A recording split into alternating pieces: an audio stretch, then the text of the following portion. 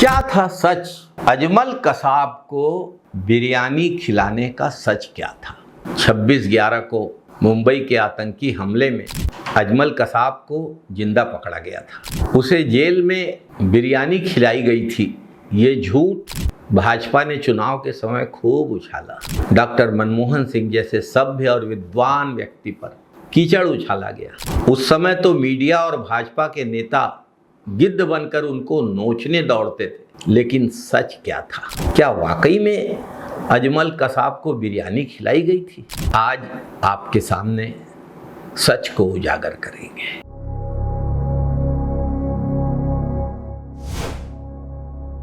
उस समय विशेष लोक अभियोजक और वर्तमान में भाजपा के सांसद उज्ज्वल निकम इस बारे में सच्चाई बयां कर रहे हैं कि उन्होंने ही मीडिया में ये हवा फैलाई थी। सवाल ये है कि यदि ये सच नहीं था तो ऐसा नैरेटिव क्यों सेट किया गया? भाजपा को राजनीतिक लाभ पहुंचाने के लिए। ये नैरेटिव भाजपा के राज्यसभा सांसद और उस समय विशेष लोक अभियोजक रहे उज्ज्वल निकम ने भाजपा को चुनावी लाभ पहुंचाने के लिए सेट किया था। एक इंटरव्यू में बातों बातों में उनकी जुबान से सच निकल गया और भेद खुल गया। ये वही दौर था जब 2G स्पेक्ट्रम और कोल गेट मामले को लेकर बड़े बड़े आरोप लगाए गए थे। वर्षों तक इसे देश के सबसे बड़े घोटालों में बताया गया। इन मुद्दों ने तत्कालीन यूपीए सरकार की छवि को गहरा नुकसान पहुंचाया और देश का राजनीतिक माहौल बदल दिया। उस समय भ्रष्टाचार के इन्हीं काल्पनिक आरोपों को लेकर, काला धन को लेकर, महंगाई को लेकर, पेट्रोल डीजल की कीमतों को लेकर बड़े बड़े आंदोलन किए गए।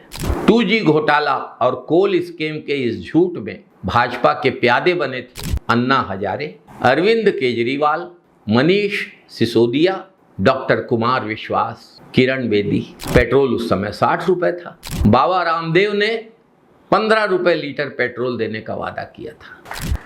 कि आपको 75-80 रुपए का पेट्रोल चाहिए कि 35 रुपए का? तो आपको जो 35 रुपए का पेट्रोल दिलाएगा उसको वोट दोगे या 75-80 दिलाने वाले को? बाबा जी, आपने तो टीवी चैनल पर यह कहा था कि कौन सी सरकार आपको चाहिए? 40 रुपए पेट्रोल वाली सरकार, 300 रुपए सिलेंडर वाली सरकार। अच्छे भी का कुछ आप ही ने कहा था सरकार बनी थी। आपने कहा था कि नहीं कहा था? बाबा जी, मैंने कहा था पूछ पड़ेगा मेरी। हाँ बाबा जी, आपकी कंपनी पतंजलि, बाबा जी आपकी कंपनी पतंजलि जाता है ना आदमी को ना। बाबा जी, आप ही ने कहा था। अरे आदमी को मैं कह रहा भाई ऐसे प्रश्न मत पूछो बाबा जी। मैं तेरे प्रश्नों का उत्तर देने के लिए कोई ठेकेदार है कि तू जो भी पूछा मैं उसका उत्तर दूं? जब एक बात कह दी थोड़ा सभ्य बनना भी सीखो। आप ये बताओ, एक मिनट, सभी टीवी चैनल पर आप ही की बाइट चली थी और लोगों ने विश्वास किया। मैंने दी थी और अब नहीं देता, कर ले क्या करेगा? चुप हो जा, अब आगे से पूछेगा तो ठीक नहीं। स्वामी जी, बाबा जी बोल दिया ना। स्वामी जी, बाबा जी विदेशों से काला धन वापस लाने का वादा किया गया था। कई बॉलीवुड के अभिनेताओं से पेट्रोल, डीजल और डॉलर के मुकाबले रुपए की गिरती कीमत पर ट्वीट करवाए गए थे और डॉक्टर मनमोहन सिंह जैसे विद्वान, ईमानदार, समझदार नेता की सरकार और उनकी स्वयं की छवि को खराब करने की साजिश रची गई थी। उन्हीं में से एक उज्ज्वल निकम आज भाजपा के राज्यसभा सांसद हैं। अन्ना हजारे कहीं गायब हो गए हैं। अरविंद केजरीवाल दिल्ली के मुख्यमंत्री रहे हैं, पंजाब में उनकी सरकार है। बाबा रामदेव का तो पतंजलि का कारोबार खूब फला फूला। डॉक्टर कुमार विश्वास अब कथावाचक बन गए। भाजपा शासित राज्यों में उन्हें बड़ी रकम पर कथा सुनने के लिए बुलाया जाता है। बताते हैं ये रकम 50-50, 60-60 लाख रुपए है। भाजपा से राज्यसभा सीट पाने के लिए बड़ी मेहनत कर रहे हैं। लेकिन उज्ज्वल निकम सहित इन सब के झूठ में फंसकर आम जनता को क्या मिला? क्या भ्रष्टाचार खत्म हुआ? क्या विदेशों से काला धन वापस आया? क्या पेट्रोल डीजल 15 रुपए में मिलने लगा? क्या एक भी वादा पूरा हुआ? झूठ फैलाने वाले सारे माला माल हो गए। लेकिन आम जनता का क्या हुआ हाल? आम जनता ने इन पर भरोसा किया और आज प्रदूषित हवा से अपनी सेहत खराब कर रही है। जनता ने सोचा था हम फलेंगे फूलेंगे, फल फूल रहे हैं अदानी और अंबानी। एथेनॉल मिले हुए पेट्रोल से लोग अपनी गाड़ी खराब कर रहे हैं।